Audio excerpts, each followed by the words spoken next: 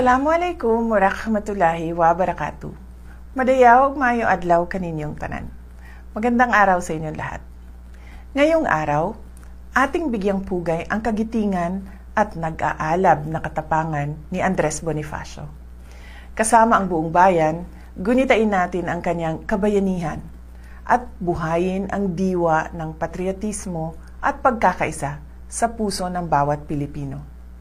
Gawin nating inspirasyon ang kanyang sakripisyo upang ipaglaban ang katarungan, pagkakapantay-pantay at magandang kinabukasan ng Pilipinas. Mahalin natin ang Pilipinas para sa Diyos sa bayan at sa bawat pamilyang Pilipino.